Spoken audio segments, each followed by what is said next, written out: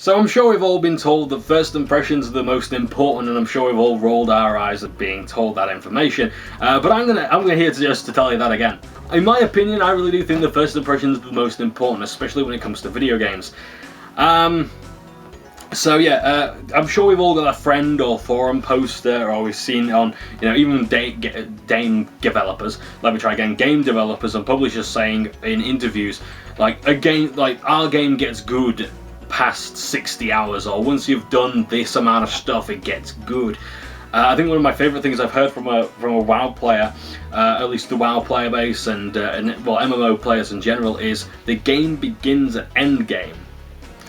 So I want to talk about different genres of game and different types of game and how they do their first impressions, and I guess my thoughts on them. So I guess I want to sort of start off by saying that ever since I started playing video games, I've always believed that when you press start to begin a game on the main menu, it's to begin the fun.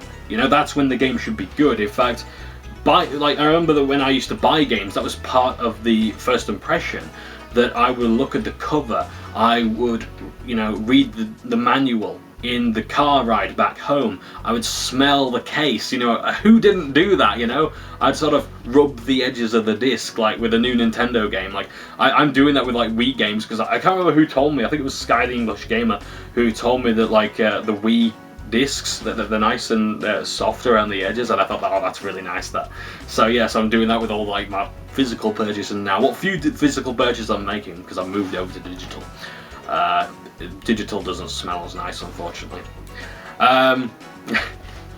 So yeah, but I didn't get the memo when the Prime Minister of all video games and all the world said that a game can be bad until 8 hours have passed, or something like that. I've never sort of believed that a game, it's okay for that to happen. I mean, I'm guilty of sort of saying in my Risen review that the game gets good after, what was it, like 12 hours or something like that.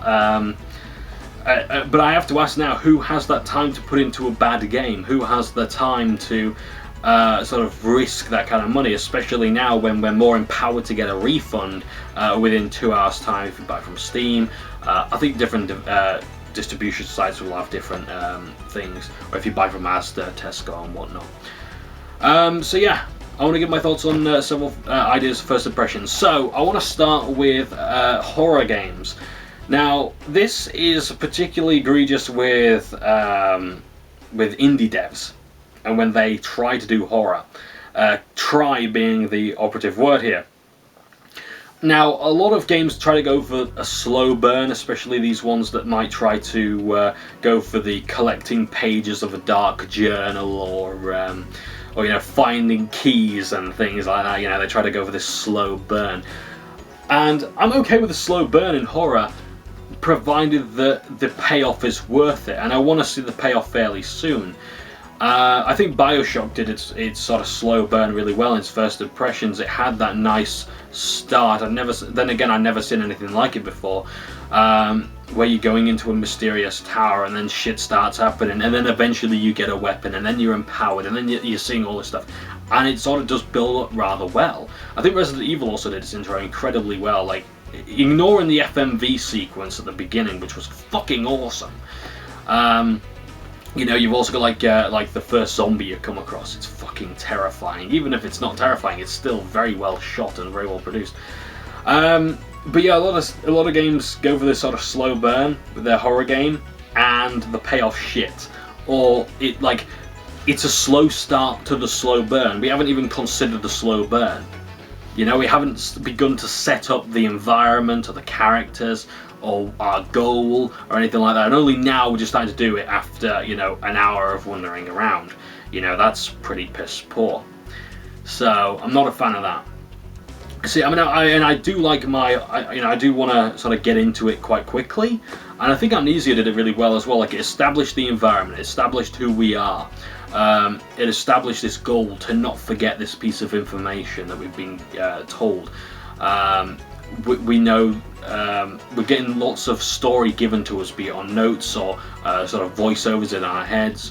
We're given lots of stuff to worry about, and then when the monsters come, you know about it, and then you've got that constant fear, that consistent fear, and I love it.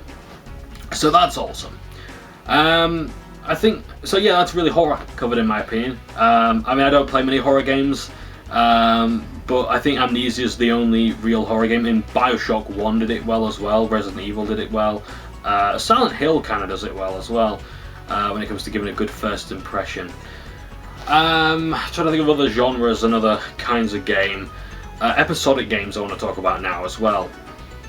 I love episodic games in theory because I love TV shows. I'm starting to watch a load of them now.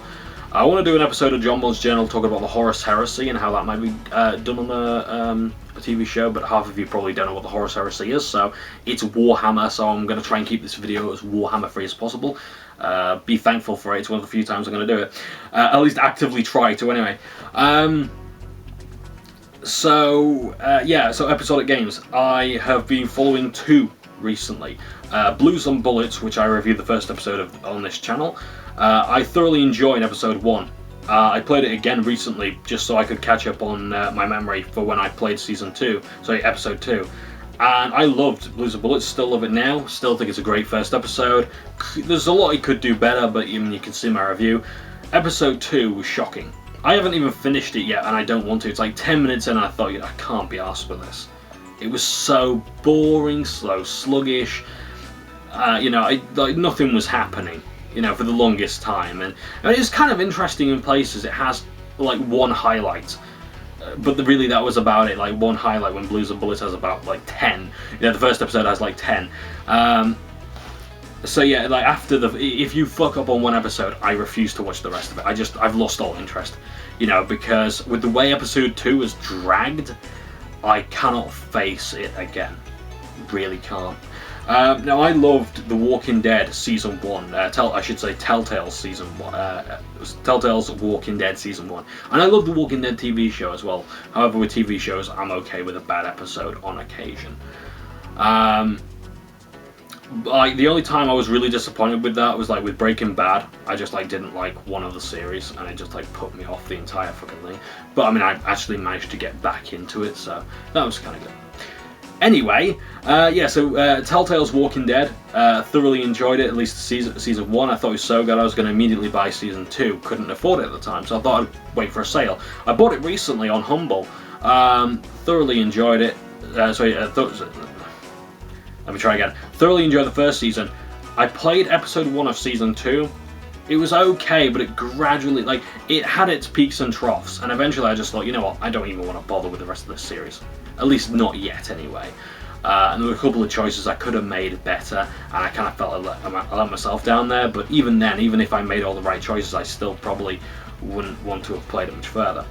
No, not for any particular reason either. It's just that first episode has just put me off, and I don't really want to follow the rest of it, even though I've got all the episodes for that season. I want to try the new Hitman game as well, the new Hitman episodic game. Seems kind of cool. I hope it is, but if I don't like one episode, I'm not going to buy the rest of them. And I think that's one of the perks of episodic games as well, is that, at least for me anyway, is that because I don't need to play all the episodes, as long as I could just enjoy individual ones or whatever, then that's fine. So depending on how good Hitman the series is, I might like it. So we'll see. So moving on to another type of game. MMORPGs, or MMOs in general. The game begins at endgame. No, it doesn't. If it did, put me at the fucking endgame first. Particularly in the case of World of Warcraft, I've learnt very little from WoW's leveling experience. The only things I've really learned from are from when people were just telling me stuff in chat, or if I went to Icy Veins and looked there for information, which I really don't like doing for a game. I sort of like to learn in the game. The only time I really learnt in World of Warcraft was either at the end game or at level 90 to 100 in Warlords of Draenor, whereby I was actually having to actually move out of enemy attacks and things like that, and actually have to be careful of how much I take on, otherwise I will die. So I thought that was quite clever. I think World of Warcraft needs more of that. It's far too easy to level in World of Warcraft right now. So I suppose I could do Iron Man and things like that. So maybe that'll help me learn. But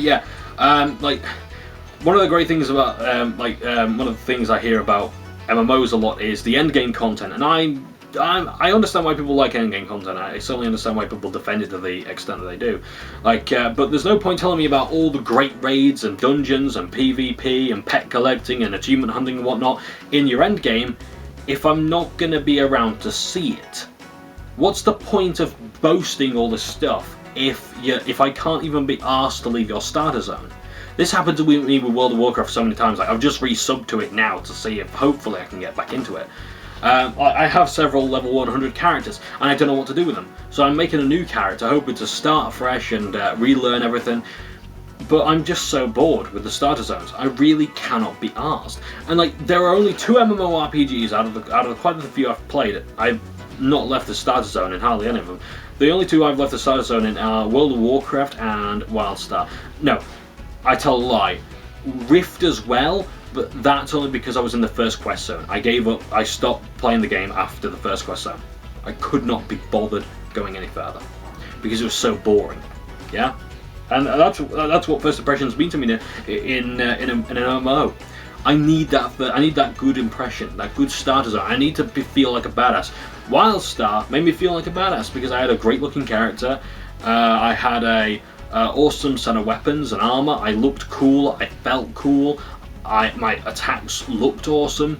You know, that's one of the great things about Warframe as well, is that if you play as Volt, or, well, basically if you play as anyone but Excalibur, even then Excalibur looks kind of cool because the melee combat's been reworked to the point where it's actually okay. Yeah, so yeah, just play Warframe and you'll know what I mean. But yeah, in WoW, I just had such a poor impression of the game, and I was put off it for a long time, and I'm still put off it. I'm really struggling to get back into it. So yeah, MMO developers in particular, you know, it's alright saying that the end game content sustains your player base. Your starter zones will create it though, yeah, and add to it. Because I've noticed in World of Warcraft that I think the only people really playing it now are the hardcore guys, the guys who have reached end game content and are just playing because they've put so much time and money into it, you know. I don't know how many people would bother going back to older zones and giving the game a try and really sort of sticking to it. And it's a shame, really, because I feel as though, you know, I could have given so many more game devs so much more money had they just worked on their starter zones. But yeah, first impressions are the most important, particularly for MMOs. If you want me to get to the end game content, you've got to give me some good stuff in between to look at. You know, otherwise, what's the point? I'm trying to think of other genres where this is really bad as well, where first impressions are a huge problem. I think it's really horror and MMOs, but that's because they sort of focus on the payoff. You know, I've never really sort of noticed this as a problem in platform games or well, I don't know about fighting games because I don't play them. Sports games, I can't imagine it being a problem with. I guess with RPGs, you know, but I think a lot of RPGs I play, it's more about the journey than the destination. But like I said with Risen, it's easy to fall into that trap where, you know, yeah, the journey's good after you've put about 8 hours into it, you know. And I think that's a bit unfortunate, really. So I'm just trying to think of, is there anything else where that's the case? Oh, one more thing. Early access games. Not necessarily a genre, but it is something that I want to talk about. So, a lot of people say that, like, you can't judge an early access game based on what it is now. Well, I mean, of course I can. What do you want me to judge it on? What it'll be? I don't know what it'll be.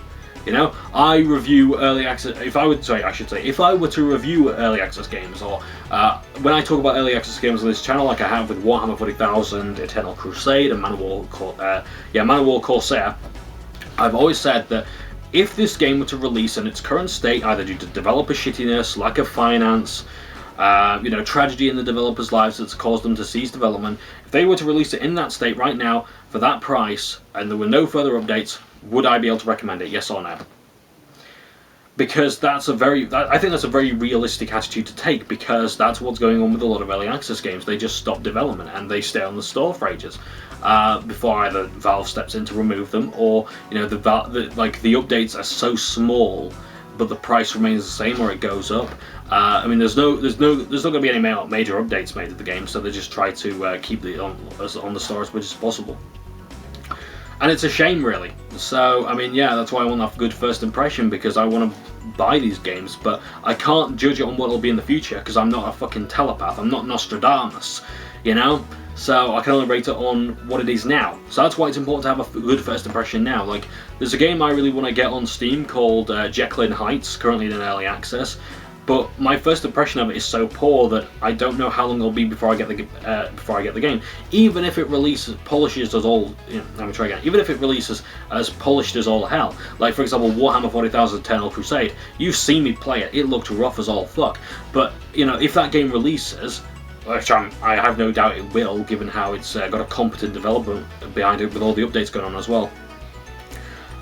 Even if it releases, I've still got that stigma. I'm not even playing it right now because I remember how badly optimized it was before. Do I really want to go through that again? Can I really actually get any decent testing done under those circumstances? So I mean, it's a problem when it comes to testing the game. Like, I will still have that stigma, that bad taste in my mouth, that idea. I mean, yeah, okay, fair. It's not necessarily fair to judge an early access game on that, but what else am I supposed to judge it on? I'm not telepathic, I'm not psychic, I can't see to the future. I can't remain optimistic either, because there's too many games on Steam Early Access right now that are just wallowing in it. And I can't see a future in them. So yeah, there's some that I will remain optimistic at, and I don't get me wrong, I love Early Access when it goes right. Yeah, I want to make that abundantly clear, that when an Early Access game makes it onto Steam and it's good, like Darkest Dungeon, fucking hell, that looks awesome. I can't wait for Subnautica, or Man of War Corsair, or Eternal Crusade. Loads of games on Early Access I want to look forward to. But yeah, anyway, that's my ramble. I hope that I haven't missed anything out. If I have, please let me know in the comments below. Please let me know your thoughts as well, because I feel as though I've talked for way too long and covered way too little. And yeah, let me know in the comments below what you think. And yeah, that's it. I'll see you later. Thanks very much for watching. I do appreciate it. And ta-ta for now.